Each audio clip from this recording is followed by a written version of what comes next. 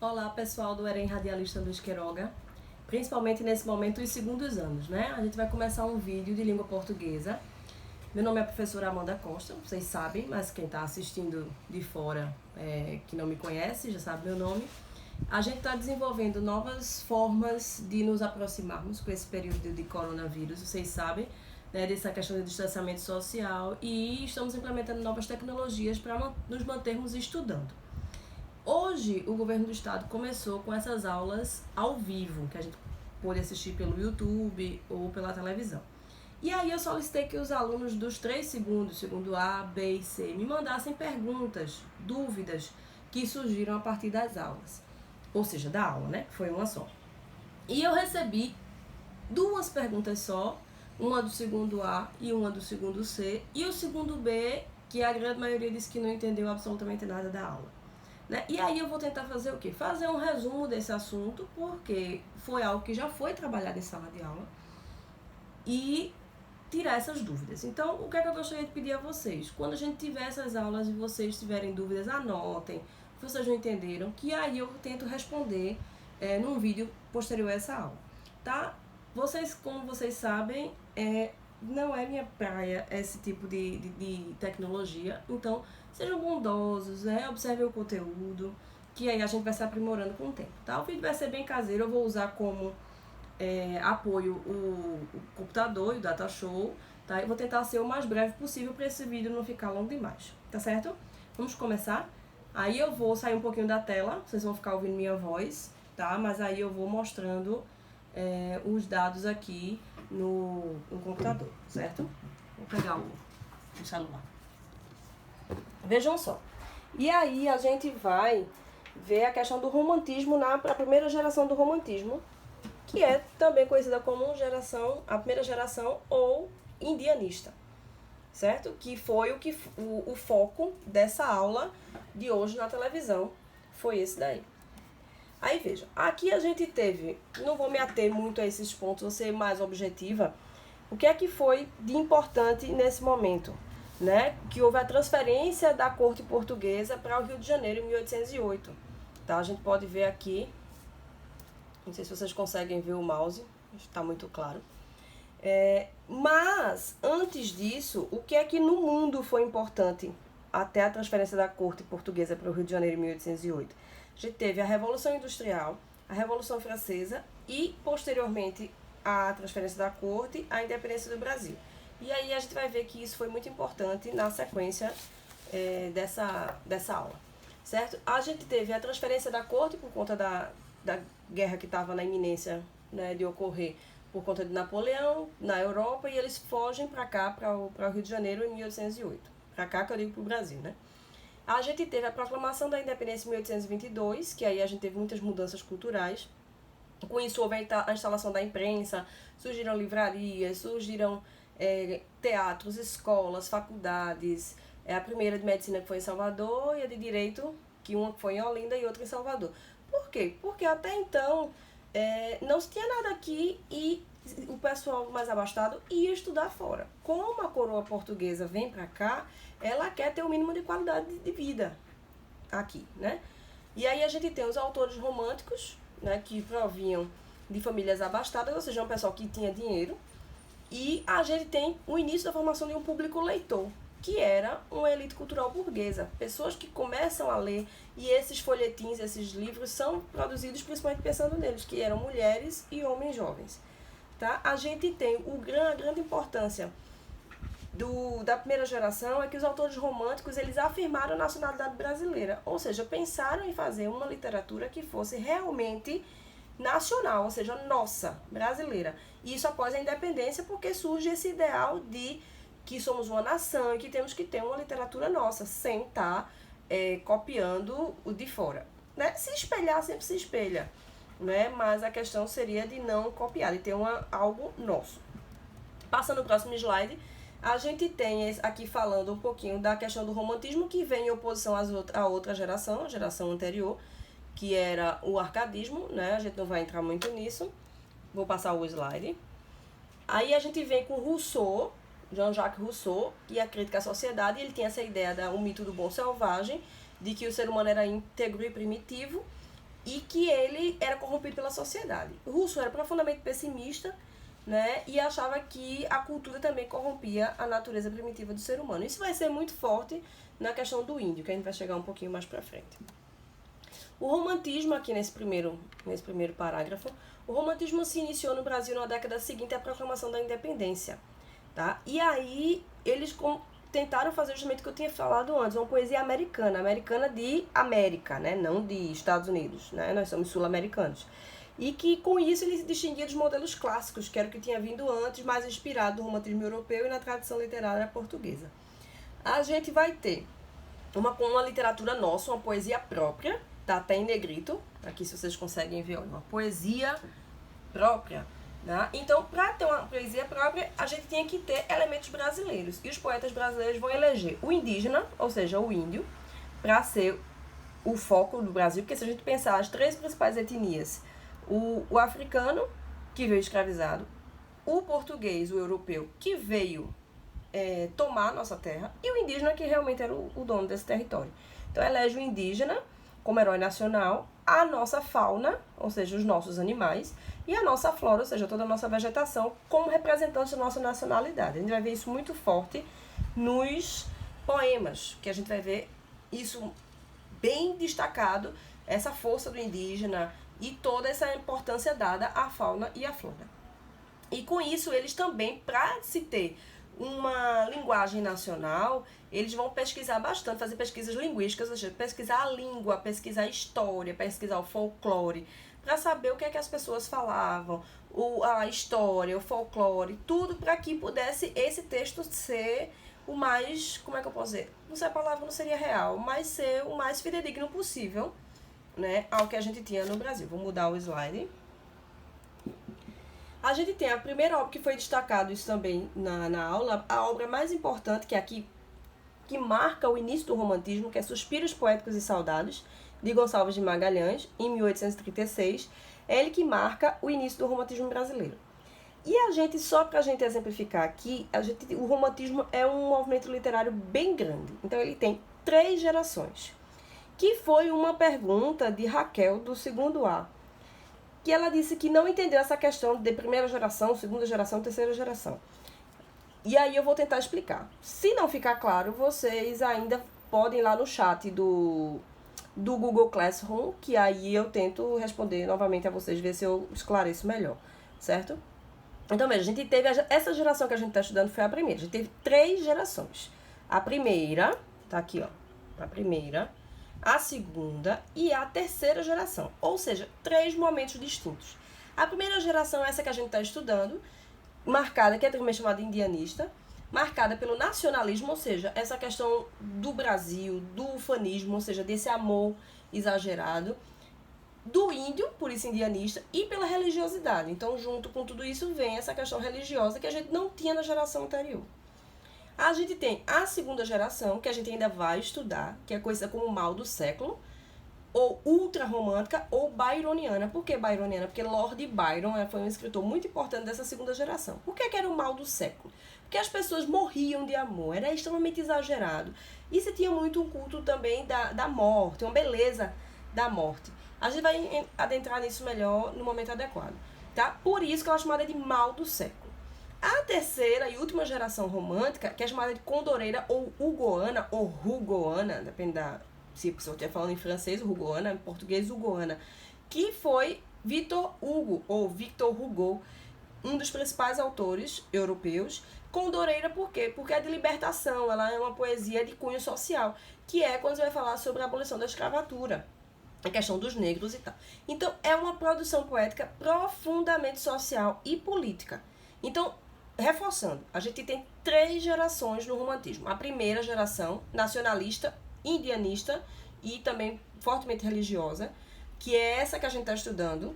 A segunda geração, que a gente ainda vai estudar, conhecida como mal do século, ultra-romântica ou byroniana, é onde realmente, teoricamente, parece que é romântico, com essa coisa que a gente tem dessa ideia de quando a gente fala, fulano é romântico, ou seja, fulano é exagerado, é meloso, sabe? Aquela coisa que me deixar eu morro de amor, é o morrer de amor, é o ser ultra romântico. A terceira geração já é aquela poesia da libertação, por isso condoreira, porque o condor era uma ave que lembrava muito a liberdade, tá? Com asas grandes, ela voando, então ela dá essa ideia de liberdade, que era o que os escravos procuravam. Eu espero que tenha ficado claro. Se não ficou, eu tento explicar novamente lá pelo chat. Vou mudar o slide. E aí a gente tem Gonçalves Dias, que foi o principal, apesar de Gonçalves de Magalhães ter tido o primeiro poema importante do romantismo, o poeta de destaque foi Gonçalves Dias. Então, qual é a grande importância dele? Ele adota uma perspectiva na literatura, na obra dele, da visão do índio e não mais a do europeu, que era o que acontecia antes, né? Era a visão do europeu. Agora a gente tem a visão do índio.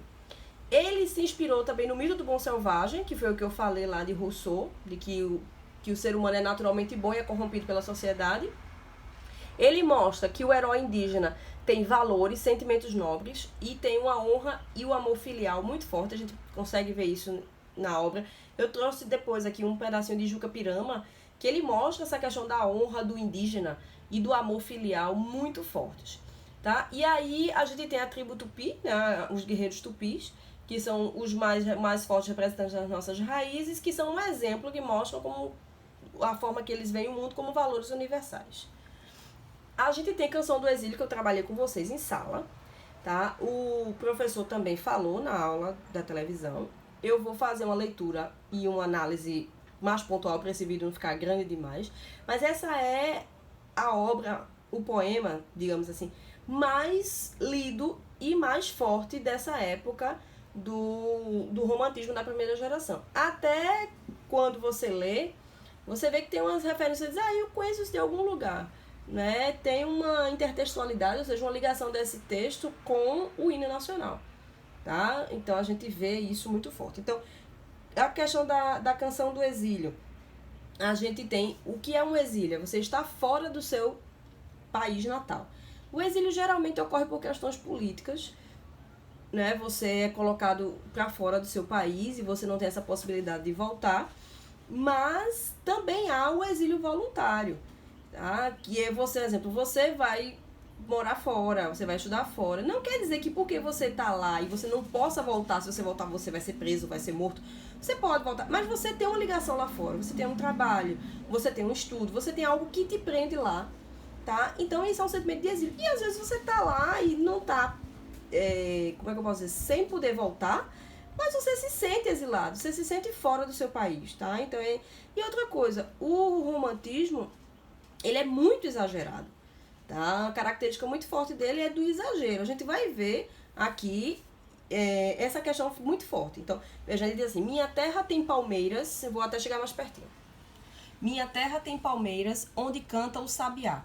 As aves que aqui gorjeiam, não gorjeiam como lá. Vejam, minha terra, todo elementos nossos, né? Palmeiras são a vegetação nossa. O sabiá tá com S maiúsculo, tá? Que é para mostrar que é a ave, não é qualquer ave, tá? Então a gente tem o sabiá que é nosso, tem a palmeira que é nossa. E as aves que aqui gorjeiam, que aqui cantam, não cantam como lá. O aqui, quando ele fala, ele não, se ele está no exílio, ele não está no seu país natal. Então ele está em Portugal, que ele está estudando.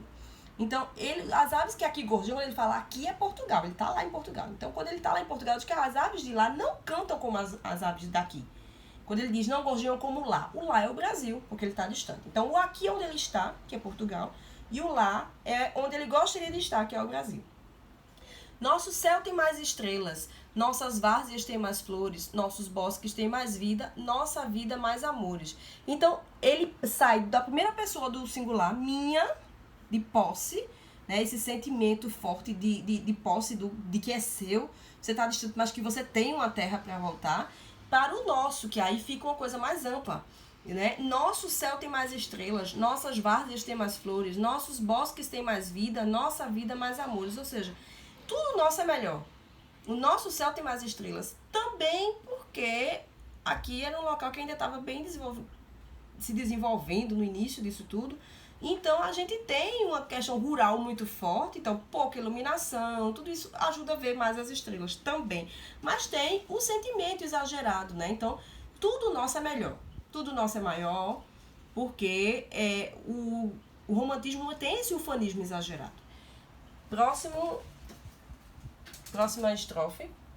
A gente tem assim, ó, encismar sozinho à noite, ou seja, quando ele tá pensando à noite. Encismar sozinho à noite, mais prazer encontra o lá. Lembram que eu falei? O lá é o quê? É o Brasil. Ele não está, ele tá no exílio, ele tá em Portugal. Então, lá, ele pensando onde ele gostaria de estar. Minha terra tem palmeiras, onde canta o sabiá. Reforça a questão. Palmeiras, lembrem, a nossa vegetação, a nossa flora. E o sabiá, a nossa fauna, os animais da nossa terra. Não permita a Deus que eu morra. Olha a religiosidade. Ele já se refere a Deus, pedindo, suplicando a Deus que não deixe que ele morra, sem que volte para lá. Lembrem, o lá é cá. Lá é Brasil. Tá? Ele está em Portugal.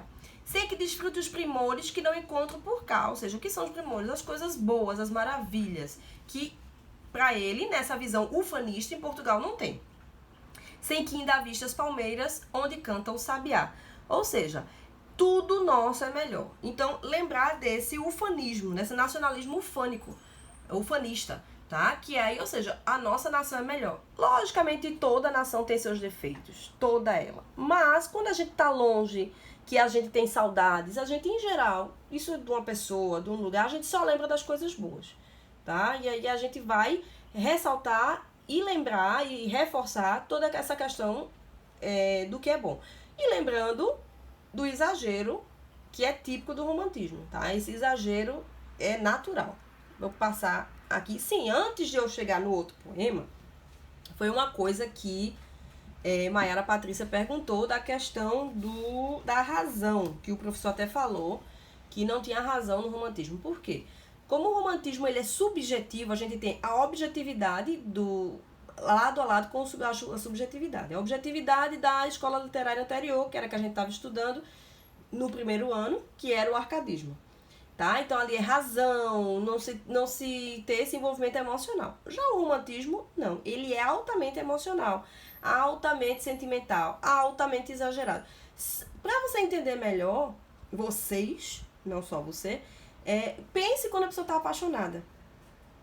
Né? O que é que acontece? Ela não vê exatamente o que está acontecendo, tá? Ela cria ideias na cabeça, ela vê o que não tem, ela aumenta algumas qualidades, diminui os defeitos. Então, ela não age pela razão, ela age pela emoção, que é o que vai ser forte no romantismo, a emoção e não a razão.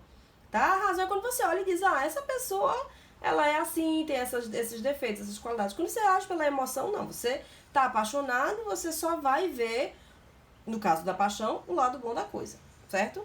Aí eu vou passar para um outro poema que eu peguei só um trechinho, que foi algo que o professor citou também, que é o Juca Pirama, de Gonçalves Dias, que ele vai mostrar a questão do índio, tá? O índio como esse herói nacional. Então vejam, aqui esse poema ele é imenso. E aí eu peguei o canto 4, que ele diz assim, vou até aproximar mais um pouquinho. Meu canto de morte, guerreiros ouvi. Ou seja, o índio tá lá, essa história, esse índio ele é pego por outra tribo, tá? Ele tá fugindo, uma tribo rival da outra, ele tá fugindo com o pai dele e ele é pego e ele vai contar a história dele, ele tem um canto de morte, ele vai contar da bravura dele. Então ele diz assim, meu canto de morte, guerreiros ouvi. Ou seja, ele vai dizer, ouvi o meu canto de morte, guerreiros, todos os guerreiros, escutem o que eu vou contar. Sou filho das selvas, nas selvas cresci, ou seja, na mata. Guerreiros descendo da tribo Tupi, descendo de descender, de descendência, de vir de. Então ele está dizendo que ele vem da tribo Tupi, que é a tribo que mais aparece quando a gente lê na literatura e tal, que é vista como a dos índios realmente do início do Brasil. Eu acho que, se eu não me engano, foi a primeira tribo que foi encontrada, foi a Tupi, tem o Guarani, tem outros também, mas ele força aqui a da tribo Tupi. Da tribo pujante, que agora anda errante, por fado inconstante, guerreiros nasci. Ou seja, essa tribo forte, de garra e tal, mas que agora está errante, né, por um sofrimento inconstante, e aí ele nasceu dessa tribo. Sou bravo, sou forte, sou filho do norte, meu canto de morte, guerreiros ouvi. Então ele mostra toda a bravura dele, e no poema, ao longo dele, ele vai mostrar da força dele, dessa questão deixa eu ver aqui minhas anotações, da questão filial, ou seja, que ele é muito ligado à família, e essa questão da bravura de ele se entregar para outra tribo por uma questão de honra, né? Era essa palavra que eu tava procurando, de honra, a questão da honra dele, tá? Então, é muito forte. Então, só reforçando a questão, novamente, eu vou voltar só para o início, porque aqui encerrou. Para a questão do romantismo, foi só um resumo, lógico, eu falo muito, vocês sabem disso, tá? Mas, deixa eu virar até a câmera para vocês conseguirem me ver. Não tem como eu virar, não. Quer dizer, não que eu esteja vendo, né? Mas enfim, mas vocês vão me ouvindo, certo? Então, esse romantismo, ele vai ter... Até me perdi. Só um segundinho, deixa eu me achar, né? Como vocês sabem que a pessoa é um caso sério. Onde eu estava, assim, o índio com o herói nacional, eu já falei sobre isso, tá? Enfim, não me lembro agora o que eu ia falar, mas a gente vai encerrar, só reforçando essa questão do romantismo, né? A gente estudou a primeira geração, só a primeira geração, certo, Raquel? Tá lembrada? Primeira geração, a gente ainda tem outras duas. São 3 momentos dentro de um grande... O grande momento é o romantismo, tem 3 momentos menores. Primeira geração, segunda e terceira. A gente está estudando a primeira geração. E a questão que Mayara perguntou, da questão da razão, Mayara do segundo C, Mayara Patrícia. Então, eu acho que também ficou explicado, né? Eu espero que sim. Deixa eu virar a câmera aqui só para me despedir de vocês. Pronto, então, estamos aqui. Tô aqui para encerrar com vocês. Espero que tenha ficado claro. Sei que o vídeo não deve estar das melhores qualidades, mas foi o que vocês pediram. Espero que vocês tenham entendido, principalmente o segundo B, que disse que tinha ficado com dúvida de tudo, que não tinha entendido nada, tá? Reforço que vocês façam as atividades que estão lá no Google Classroom. Eu ainda vou alimentar amanhã, tá? Eu sei que vocês já estão colocando, algumas pessoas já me disseram, os relatórios da aula, tá? Mas eu vou alimentar com outras atividades. Eu vou colocar esse material para vocês também. E estudem. Esse é o momento da gente estudar, da gente focar. Tá certo, gente? Eu espero que vocês gostem do vídeo, que tenha sido proveitoso para vocês. E deixem as dúvidas sempre, que eu tento esclarecer. Quanto mais perguntas, melhor. Fica mais dinâmico do que só eu falando. Certo, gente? Beijo pra vocês. Muitas saudades. Em breve a gente se vê. E lembre-se, fique em casa. Tchau.